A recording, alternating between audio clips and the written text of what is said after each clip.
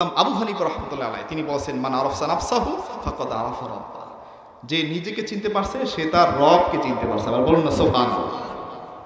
সমেত হাজিরিন, আবু হানিফা রাহমাতুল্লাহ আলাইহি এই কথাটা তিনি কোন থেকে পেল? কোরআন থেকে নিয়েছেন। আল্লাহ পাক রব্বুল আলামিন কোরআন কারিমে তিনি বলেছেন অফি আনফুসিকুম আফালা তুবসিরুন, হে মানুষ আমি আল্লাহ পাক রব্বুল আলামিনকে খোঁজো, আমাকে তুমি পেতে চাও, তোমার মধ্যেই রয়েছে অসংখ্য কুদরত, আমার কুদরত দেখে তোমার মস্তককে অবনত করে দাও। বলুন না সুবহানাল্লাহ। মেডিকেল সায়েন্স তার আজকে আশ্চর্য। দেখবেন বড় বড় যারা ডাক্তার মেডিকেল সায়েন্স তারা কিন্তু নামাজ পড়ে, তারা কিন্তু আপনার বেশিরভাগই নামাজ পড়ে। আমি দেখেছি বড় বড় যারা ডাক্তার হয় তারা এই পুরো শরীরের ভিতরে কি কি আল্লাহ পাক রব্বুল আলামিন কতটা আশ্চর্যজনক যন্ত্র ফিট করে দিয়েছে। হার্ট প্রতিটা সেকেন্ডে কি পরিমাণ কম্পন করে। আপনি যদি চিন্তা করেন যে শরীরের ভিতরে আল্লাহ পাক রব্বুল আলামিন কি রেখেছে, মেডিকেল সায়েন্স তারা আশ্চর্য হয়ে গেছে। তারা বলতে বাধ্য হয় হিউম্যান বডি, মানব দেহের শরীর হলো স্ট্রেঞ্জ ক্রিয়েশন অফ অলমাইটি আল্লাহ সুবহানাহু ওয়া তাআলা। এই মানব দেহের এই যতগুলো অঙ্গ প্রত্যঙ্গ এগুলো হলো আল্লাহ পাক রব্বুল আলামিনের এক বিশেষ আশ্চর্য সৃষ্টি। বলুন না সুবহানাল্লাহ। মেডিকেল সায়েন্স তারা বলতে বাধ্য হয়েছে। আমরা যদি নিজেদেরকে নিজে চিন্তা করতে পারি তাহলে রব্বুল আলামিনের অস্তিত্ব খুঁজে পাওয়া যাবে। আল্লাহ পাক রব্বুল আলামিন তিনি বলেন কাইফা তাকফুরুনা বিল্লাহ, কেমন করে তুমি আমি রব্বুল আলামিনকে অস্বীকার করো। কাইফা তাকফুরুনা বিল্লাহি ওয়া কুনতুম আমওয়াতা, তুমি ছিলে মৃত, ফাআহইয়াকুম, অতঃপর তোমাকে আমি জীবিত করেছি, সুম্মা ইউমীতুকুম, অতঃপর তোমাকে আবার মৃত্যুবরণ করানো হবে, সুম্মা ইউহয়িকুম, অতঃপর তোমাকে আবার আমি রব্বুল আলামিন জীবিত করব। বলুন না সুবহানাল্লাহ। এখন বলেন এই আয়াতে কারিমে আল্লাহ পাক রব্বুল আলামিন তিনি কি বলেছেন একটু খেয়াল করেন। এই আয়াতে কারিমে আল্লাহ পাক রব্বুল আলামিন তিনি বলেছেন তুমি ছিলে মৃত। আচ্ছা বলেন আমরা দুনিয়াতে আসার আগে আমাদের পরিচয় কি ছিল? সকলে বলেন কিছুই না। আমাদের একটাই পরিচয় ছিল, আমরা পৃথিবীতে আমরা আসছি, আসার আগে আমরা কি ছিলাম? সকলে বলেন কিছুই ছিলাম না। আমার পরিচয় ছিল একটাই, কিছুই না। পৃথিবীতে আসার আগে আমরা ছিলাম মৃত, এরপরে আমরা মায়ের পেটে আসছি, আমরা এখন জীবিত। আমরা কি? সকলে বলেন। এরপরে আমরা আবার মৃত্যুবরণ করব। এই তিনটা বিষয় পৃথিবীর প্রত্যেকটা মানুষ মেনে নিয়েছে, এমনকি নাস্তিকরা বিশ্বাস করে মৃত ছিলাম এখন জীবিত আবার মারা যাব।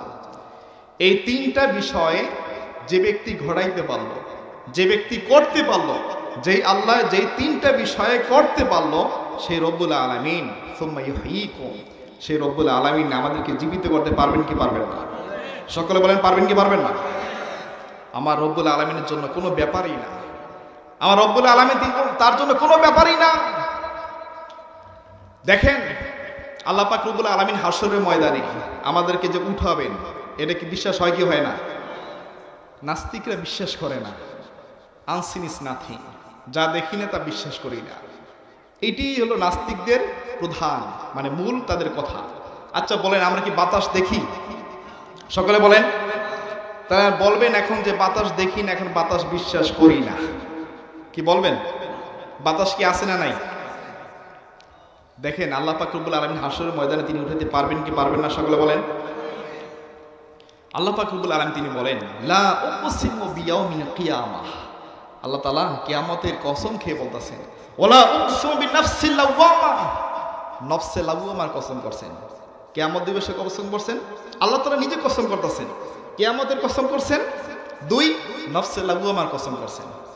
এই দুইটি কসম করে আল্লাহ পাক রব্বুল আলামিন তিনি বলেন আয়াহসাবুল ইনসানু আল্লান নাজমা'a 'ইযামা, রে মানুষ যারা অবিশ্বাসী তাদেরকে বলতেছেন তোমরা কি মনে করছো তোমাদের যে বিক্ষিপ্ত হাড়গুলো এই পৃথিবীতে যারা মারা গেছে, অনেকে বিমান ক্রাশ হয়ে গেছে, অনেকে সমুদ্রে পড়ে গেছে।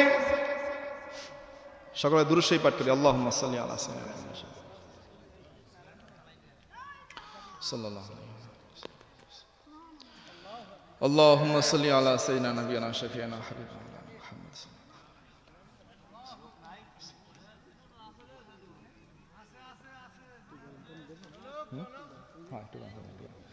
সকলে দুরূদ শরীফ পাঠ করি, দুরূদ শরীফ পাঠ করি।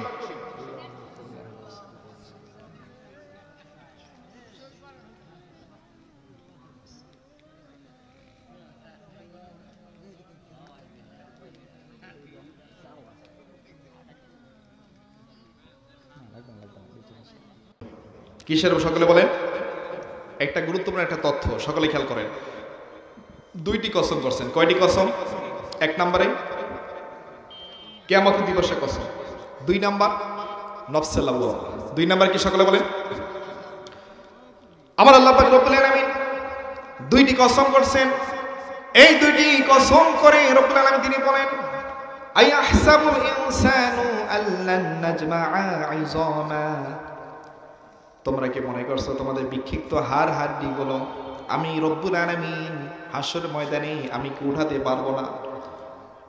আমি কি উঠাতে পারবো না? আচ্ছা বলেন, বিমান ক্র্যাশ হয়ে গেছে, তার লাশ একসাথে কি থাকে?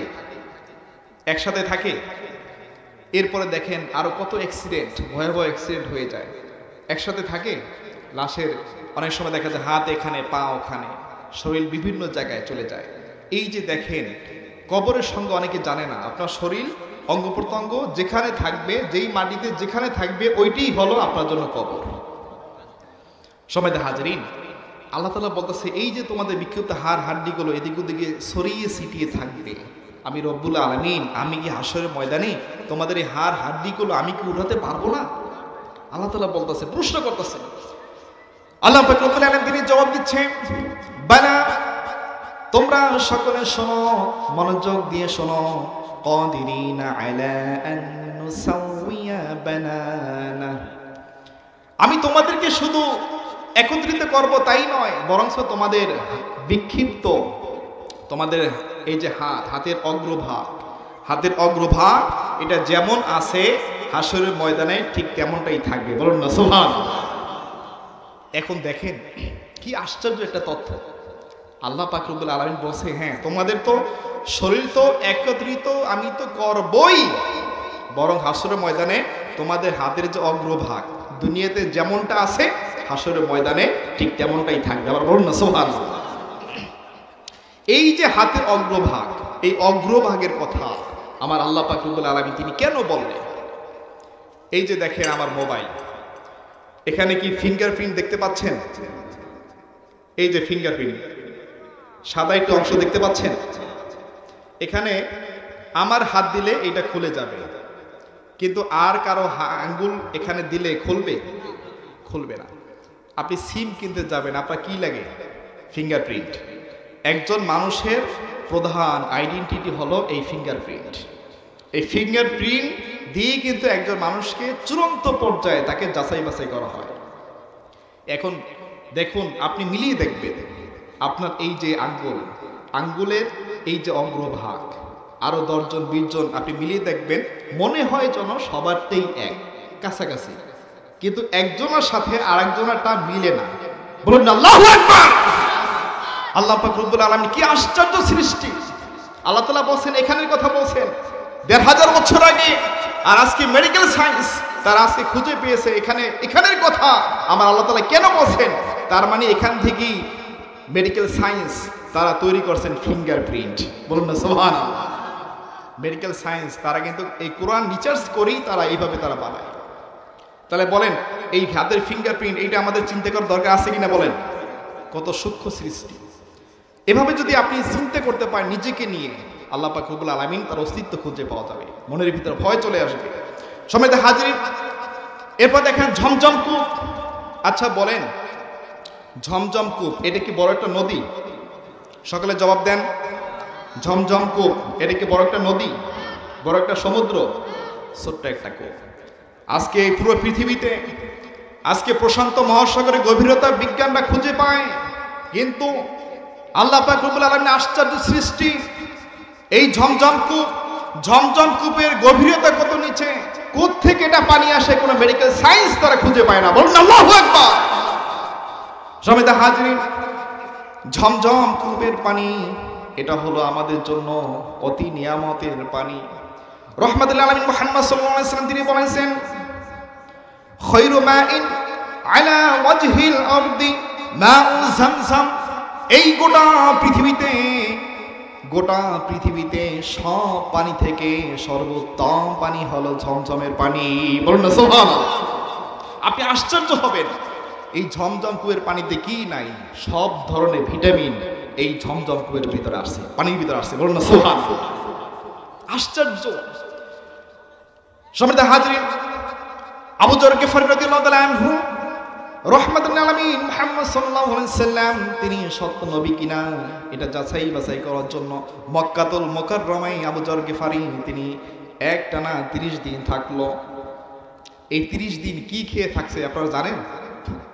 হ্যাঁ, সহিহ হাদিস, মুসলিম শরীফের হাদিস। আবু যর গিফারী রাদিয়াল্লাহু তাআলা আনহু একটানা এক মাস নবীজি সত্য নবী কিনা এটা জানার জন্য 1 মাস থাকছেন। যখনই মুসলমান হয়ে গেল, রহমাতুল আলামিন মুহাম্মদ সাল্লাল্লাহু আলাইহি ওয়াসাল্লাম তিনি প্রশ্ন করল, রে আবু যর গিফারী, তুমি কি খেয়ে থাকছো?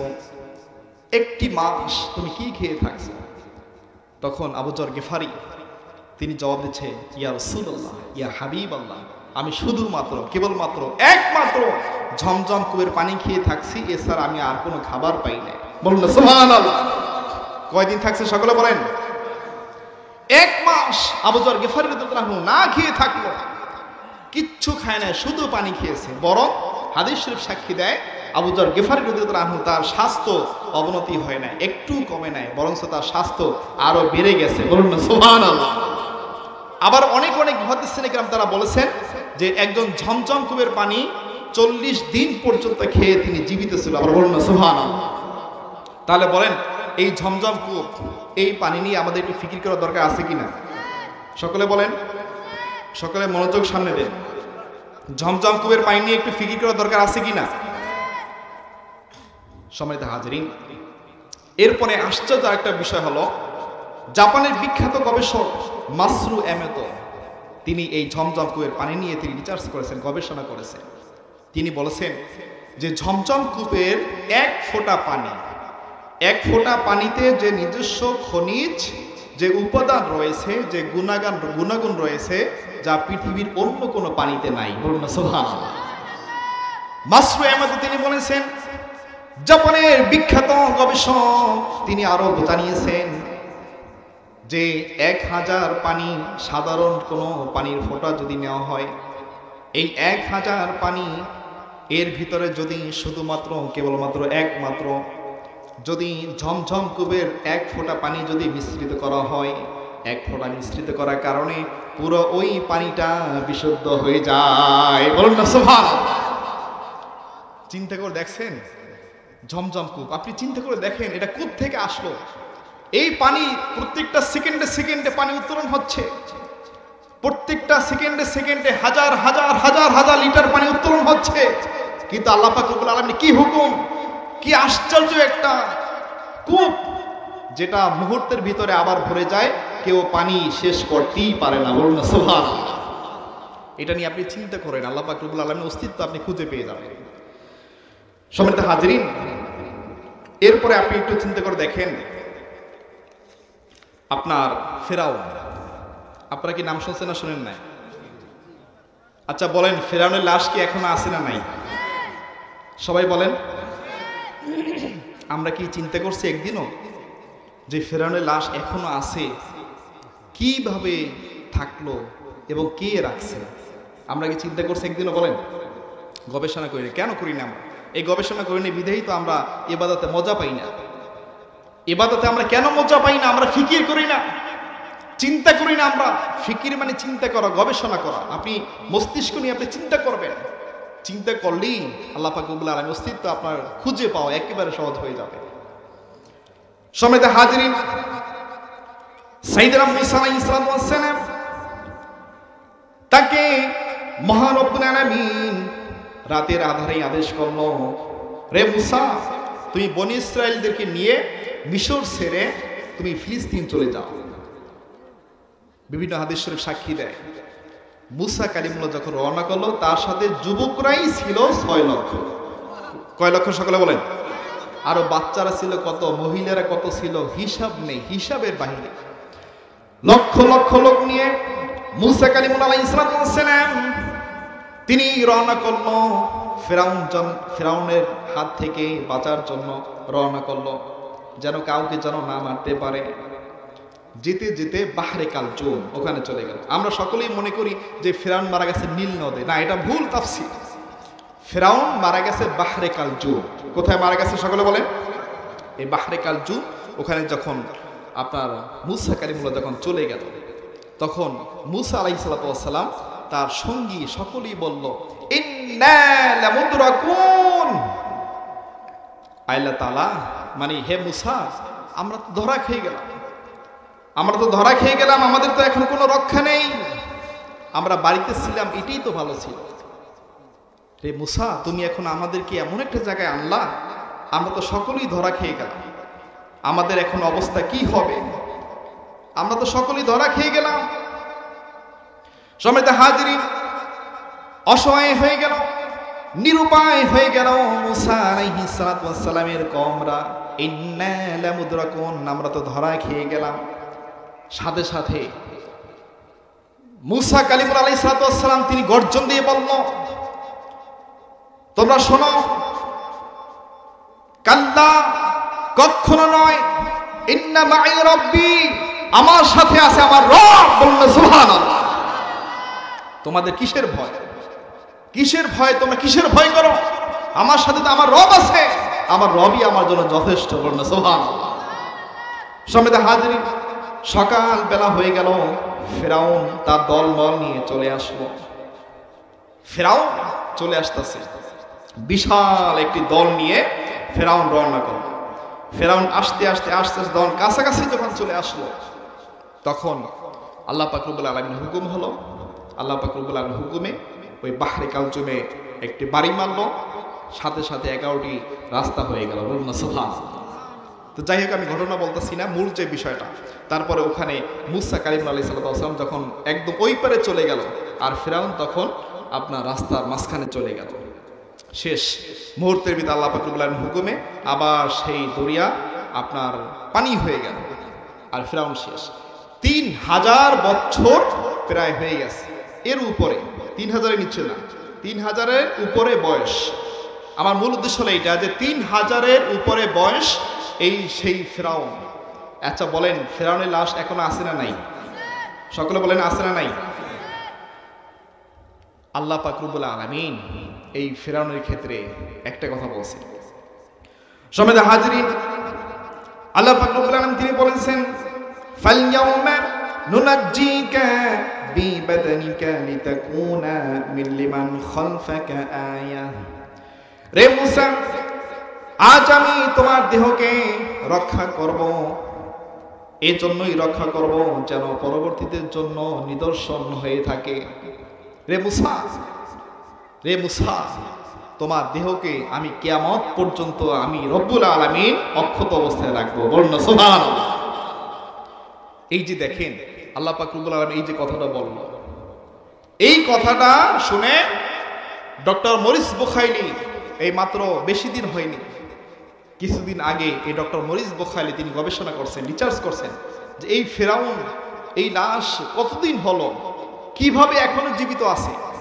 এইটা শুধুমাত্র রিসার্চ করে গবেষণা করে মুসলমান হয়ে গেছে। বলুন সুবহানাল্লাহ। তা আমার এখানে মূল বিষয় হলো যে আপনার মিস্টার ফেরাউন 3000-এর উপরে বয়স হয়ে গেছে। বলেন 3000 বছর যদি হয়, হাড় হাড্ডি থাকার কথা, কিন্তু আল্লাহ পাক রব্বুল আলামিন বলেন তার কথা কত চিরসত্য, কত মহাসত্য, কত ধ্রুব সত্য। আজকেও সেই ফেরাউনের লাশ মিশরে আছে না নাই? সকলে বলেন আছে না নাই? ফেরাউনকে এখনো কে রাখছে? আপনি চিন্তা করেন, একটু গভীর ভাবে আপনি চিন্তা করবেন, দেখবেন আল্লাহ পাক রব্বুল আলামিন তার ভয় বেশি বেশি চলে আসছে। সমেত হাজিরিন, এরপরে দেখুন কাবাকে নিয়ে আমরা কি ফিকির করি আমরা? মনে রাখবেন, কাবা ঘর পৃথিবীর মিডল স্টল, একদম মাস পয়েন্ট। যদিও বা আপনার সৌদি আরব, সৌদি সরকার তার থেকে নিষেধাজ্ঞা আছে যে কাবা ঘরের উপর দিয়ে কিছু যাবে না, নিষেধাজ্ঞাও আছে, কিন্তু থাকার পরেও আমি বলবো আল্লাহ পাক রব্বুল আলামিন তিনি পবিত্র কোরআন কারিমে তিনি বলেছেন ওয়ামান ইউআযিম শাআইরাল্লাহ ফাইন্নাহা মিন তাকওয়াল কুলুব। আল্লাহু সমেত হাজিরিন, এই আয়াতের ব্যাখ্যায় শাহ ওলিউল্লাহ মুহাদ্দিস দিলবি রাহমাতুল্লাহি আলাইহি তিনি বলেছেন চারটা নিদর্শনকে তাজিম করা ফরজ। কয়টি নিদর্শন সকলে বলেন? এক নম্বরে নাবিয়ুল্লাহ, এক নম্বরে কি? দুই নম্বরে বাইতুল্লাহ, দুই নম্বরে কি? ইবাদাতুল্লাহ, তিন নম্বরে কি বলেন? চার নম্বর কিতাবুল্লাহ, আল্লাহর কোরআন। এই চারটা নিদর্শনকে তাজিম করা কি সকলে বলেন? ফরজ। আচ্ছা বলেন, কাবাকে আমরা সম্মান করি না করি না? করি। হাদিস শরীফ সাক্ষী দেয় লা তাস্তাকবিলু কিবলাতা ওয়া লা তাস্তাদবিরুহা, কাবার সম্মুখে পা দিয়ে রাখা এটা সম্পূর্ণভাবে নিষেধ। সম্পূর্ণভাবে কি? কিবলার দিকে মুখ করে কেউ যদি প্রস্রাব করে, পায়খানা করে, এটা সম্পূর্ণ কি সকলে বলেন? নিষেধ। আমরা কি কাবাকে সম্মান করি কি করি না? সকলে বলেন। কাবা ঘর এমন একটা ঘর, এই ঘরের উপর দিয়ে কোনো পাখি, কোনো বিমান, কোনো কিছু উড়ে যেতে পারে না। বলুন না সুবহানাল্লাহ। এই করোনার সময় আপনারা হয়তো অনেকেই খেয়াল করছেন কিনা, পাখি চারপাশ দিয়ে শুধু তাওয়াফ করছে। যখন বন্ধ করে দিচ্ছে সৌদি সরকার, আপনার কোনো তাওয়াফ করা যাবে না, সম্পূর্ণ নিষেধ, তখন পাখিরা এসে তাওয়াফ করছে। আপনাকে দেখছেন? নেট দিয়ে হয়তো অনেকেই দেখছেন। কাবা ঘরের উপরে যেতে পারে না, কিন্তু হ্যাঁ তাফসীরের ভিতরে আসছে ওই প্রকারের পাখি কাবা ঘরের উপরে পড়তে পারে যেই পাখিটা অসুস্থ, কিন্তু মুহূর্তের ভিতরে অসুস্থ পাখিটা সুস্থ হয়ে যায়, আবার উড়ে যায়। বলুন না সুবহানাল্লাহ। আপনি একটু চিন্তা করেন এই কাবা ঘর নিয়ে, আল্লাহ তাআলার কাবা, এটা কেমন একটা ঘর, চিন্তার বিষয়, ফিকিরের বিষয়। সম্মানিত হাজিরিন, এরপর আসেন সূর্য। আমরা কি সূর্য নিয়ে কি ফিকির করি? বলেন, ফিকির করি? করি না। দেখেন, এই জন্যই তো আমরা ইবাদতে মজা পাই না, স্বাদ পাই না। প্রতিদিন দিনের পর দিন, রাতের পর রাত আসছে আর যায়, দিনের পর দিন, রাতের পর রাত, কোনো পরিবর্তন হয় কোনো? বলেন, আসতেছে যাইতেছে। কিন্তু আমরা কি চিন্তা করি এই রাত, এই দিন কে পরিবর্তন ঘটায়, কে করায়? সকলে বলেন। চিন্তা তো আমরা করি না, শুধু ওয়াজ শুনি, শুধু জিকিরের আলোচনায় শুনি, কিন্তু আমরা এই ফিকির নিয়ে আলোচনা শুনি না। এই জন্য তো ইবাদতে আমরা মজা পাচ্ছি না। ইবাদতে মজা পেতে হলে এগুলো নিয়ে চিন্তা করতে হবে, ফিকির করতে হবে যে আল্লাহ তাআলা দিনের পর দিন, রাতের পর রাত এটা কার হুকুমে হচ্ছে।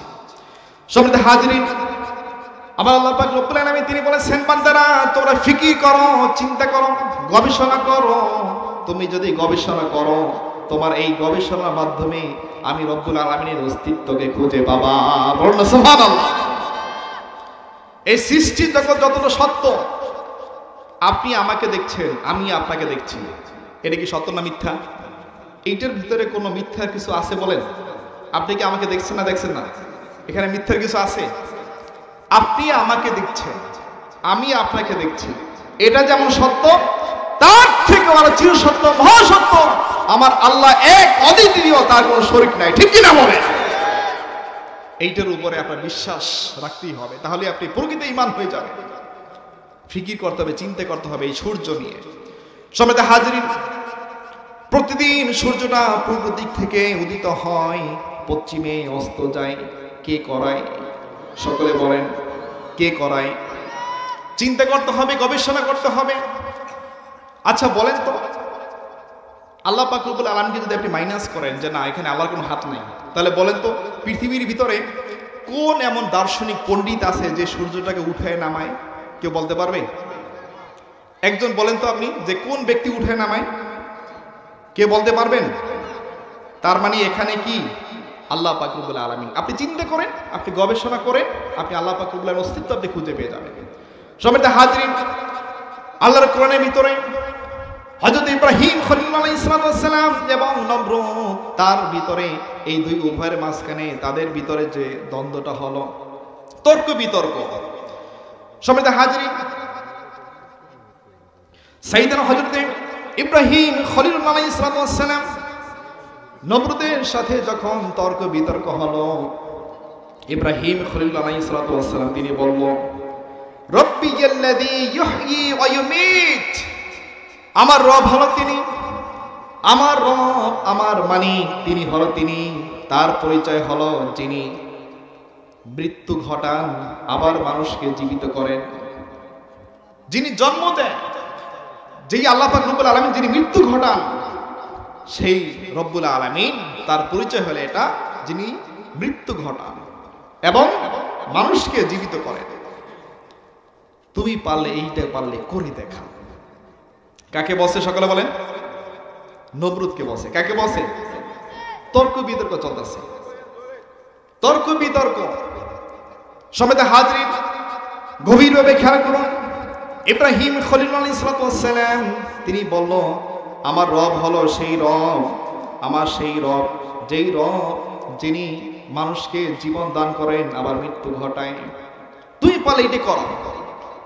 তুমি যদি রব হও আমি ঠিক আছে, তোমাকে আমি মেনে নেব, কিন্তু শর্ত হলো তুমি পারলে মৃত্যু ঘটাও, আবার একজনকে তুমি পারলে জীবিত করে দেখাও। আমার রব হলো সেই রব যিনি এই কাজটা করতে পারে। এখন নমরুদ এই পাগলের পাগল কি করলো? এটা আমার জন্য কোনো ব্যাপার না। সে কি করলো? তখন জেলখানা থেকে দুইজন কয়েদি বের করে নিয়ে আসলো।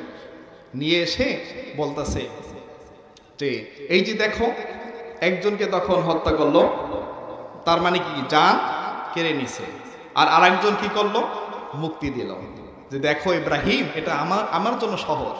এই যে দেখো, একজনকে আমি মুক্তি করে দিয়েছি, একজনকে আমি জীবন দিয়েছি, আবার একজনকে আমি হত্যা করলাম, এটা আমার জন্য কোনো ব্যাপার না। সমিত হাজরিন, সাইয়েদনা ইব্রাহিম খলিলুল্লাহ আলাইহিস সালাতু ওয়াস সালাম পাল্টা তিনি প্রশ্ন করলেন, রে নমরুদ, ঠিক আছে আমি মেনে নিলাম, কিন্তু তুমি জবাব দাও। ফাইন্নাল্লাহা ইয়াতি বিশ-শামসি মিনাল মাশরিকি ফাতি বিহা মিনাল মাগরিব, আমার রব হলো তিনি যেই রব সূর্যটাকে পূর্ব দিক থেকে উদিত করেন, তুমি পারলে সূর্যটাকে পশ্চিম দিক থেকে তুমি পারলে উদিত করে দেখাও। বলুন না সুবহানাল্লাহ। ঠিক আছে, তুমি জন্ম দিতে পারো এবং তুমি মৃত্যু ঘটাইতে পারো, তারপরে তুমি এইটা করো যে আমার রব হলো তিনি যেই রব যিনি সূর্যটাকে পূর্ব দিক থেকে যিনি উদিত করেন, আবার তিনি পশ্চিম দিক থেকে অস্ত নেয়। তুমি পারলে পশ্চিম দিক থেকে তুমি পারলে উদিত করে দেখাও। ফাবুহিতাল্লাযী কাফার, তখন নমরুদ হতভম্বিত হয়ে গেল, ব্যর্থ হয়ে গেল, ধরা খেয়ে গেল, একদম নিশ্চুপ, কোনো জবাব নেই। তাহলে বলেন, এই সূর্য নিয়ে আমাদের গবেষণা করার দরকার আছে কিনা? আপনি চিন্তা করে দেখবেন, গবেষণা করলেই আপনি রব্বুল আলামিনের অস্তিত্ব আপনি খুঁজে পেয়ে যাবেন। সমেত হাজিরিন, আমার সময় প্রায় শেষ হয়ে গেছে। এভাবে আরও কিছু আমি তথ্য নিয়েছিলাম, তো যাই হোক আমার সময় প্রায় শেষ। তো আমি আপনাদের খেদমতে আমি সংক্ষিপ্তভাবে এটাই বলবো যে আজকে আমরা এই আলোচনা থেকে আমরা শিখলাম আমাদের বেশি বেশি ফিকির করতে হবে। আমরা কি পারবো কিনা সকলে বলেন? সমেত হাজিরিন, আমরা এখনই মনোজাতে চলে যাব। তো যাই হোক, এখন হলো নতুন বছর। এই নতুন বছরে আমরা আগমন করছি। পিছনে আমরা যা করছি বা না করছি আমাদের ওদিকে তাকানো যাবে না, আমাদের আমল দিয়ে সাজাতে হবে, আমাদের প্রস্তুতি নিতে হবে। এখন কি মাস সকলে বলেন? আরবি কি মাস? রজব মাস। আরবি কি মাস? এই রজব মাস হলো শাহরুল্লাহ, আমার আল্লাহর মাস। কার মাস বলেন? এই মাসে আপনি বেশি বেশি ইস্তেগফার করবেন, বেশি বেশি আপনি যদি সম্ভব হয় বেশি বেশি আপনি নফল রোজা রাখবেন। পারবেন তো ইনশাআল্লাহ? আপনি নফল রোজা রাখার চেষ্টা করবেন, তাহলে আপনি সফল। এরপরে বেশি বেশি আমরা ইস্তেগফার করব, দুরূদ শরীফ পড়ব, আবার বেশি বেশি করে আমরা ইস্তেগফারের মাধ্যমে আল্লাহ পাক রব্বুল আলামিনের আমরা যেন অতি নিকটে যেন যেতে পারি। আর আল্লাহ পাক রব্বুল আলামিন তার পুরো সৃষ্টি নিয়ে যেন আমরা এভাবে বেশি বেশি ফিকির করতে পারি, এবং এই বেশি বেশি ফিকির করে আমরা সকলেই যেন আল্লাহ পাক রব্বুল আলামিন তার অতি নিকটে যেতে পারি। সকলে মিলে